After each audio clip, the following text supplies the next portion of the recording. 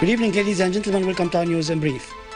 120 is the number of martyrs of police and security men and citizens who were killed in Idlib countryside, as dozens were wounded in a series of criminal acts perpetrated by armed groups which wreaked havoc on the area and sabotaged public properties. These armed organizations had staged an ambush near Jisr al-Shghur, leading to the martyrdom of 82 members of the police and security who were on their way to respond to an appeal by the citizens of the city terrorized by these organizations. Hundreds of these gangsters attacked several state institutions, setting them to fire, including a security center in Jisr al-Shghur, to which civilians escaped using it as a safe refuge. Heavy clashes took place between members of the security center and the gangsters, who used automatic rifles, hand grenades and RPG rocket-propelled grenades. Dozens of these gangsters also attacked the post office building and detonated it using gas pipes. 8 guards of the building fell martyrs in this heinous attack. Other gangsters ransacked and set to fire other state buildings, including the Justice Palace. 3 guards fell martyrs in these attacks. The armed organizations committed ugly massacres in the area and mutilated a number of bodies. They even stole the bodies of several martyrs of security men under the threat of weapons and dumped some of them in Oronotes River. They terrorized the population of the city through attacking homes and shops, as well as bombing the power station of Zayzoun Dam. The residents appealed to the army to immediately intervene. Security enforcements were sent to the area in which an ambush was staged. The well-trained and heavily armed gangsters used people as human shields in their criminal acts. They also stole 5 tons of dynamite from a storage in Wadi Abyad Dam after they broke into it.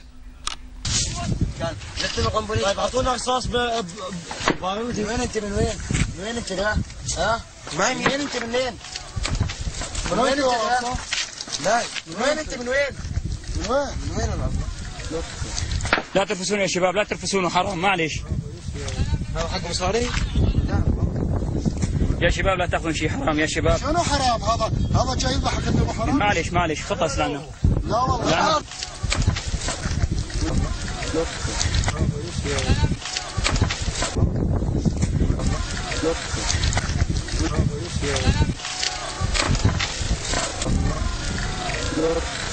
فرد في شتاء ما بدك تبقى كان يرفع ايده. هنا الله. هذول الثلاث ثاني طعنتم هيك كلياتهم. العبد لله. اريد افرجيهم واشوفهم الجماعة شلون طعنتم. هنا. شباب ما في رصاص ما في رصاص.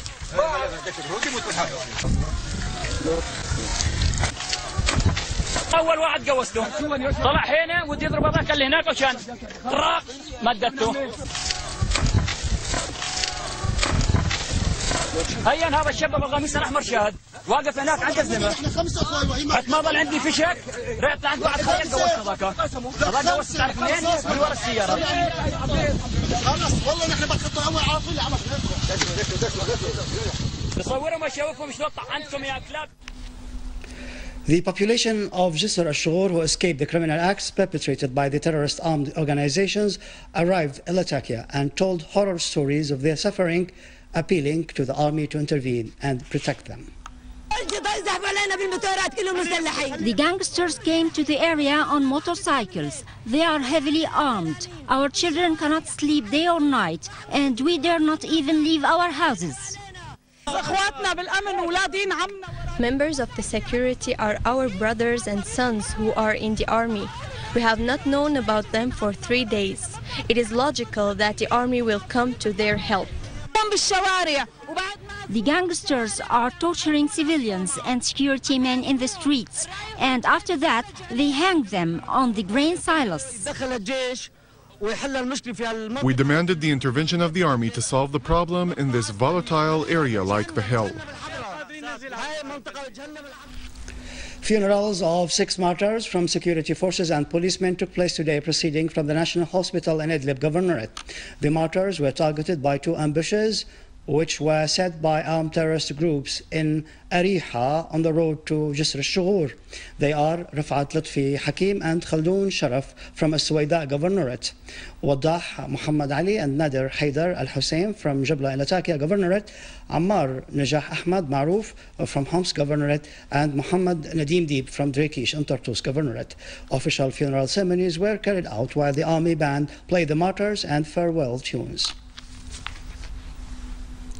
The bodies of police martyrs Colonel Muhammad Mubarak of Latakia, policeman Burhan Abu Asad of Suwaida, and policeman Ahmed Suleiman of Banias were accorded an official funeral ceremony at Harasta Police Hospital. They were killed by armed organizations in Jisr al-Shghur. The martyrs' bodies were wrapped by the national flag and carried on shoulders as the army band played the martyr and farewell tunes. A number of martyrs' relatives expressed pride in their martyr, stressing their rejection of the conspiracy that targets security and stability in Syria. Gregory Bredenkov, Russia's representative at the Board of Governors of the IAEA, said that Moscow will not support the draft decision presented to the agency by the US on Syria. He pointed out that Russia finds the decision unbalanced and comes at an unsuitable time, and Russia will vote against it if it is presented for voting. The Russian official added that Syria sent a letter to the IAEA informing its readiness to cooperate.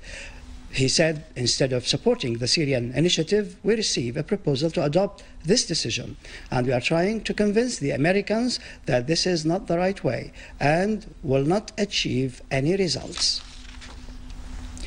Russian Foreign Ministry expressed deep concern over the new escalation, particularly regarding the martyrdom and wounding of many peaceful civilians by the Israeli occupation troops.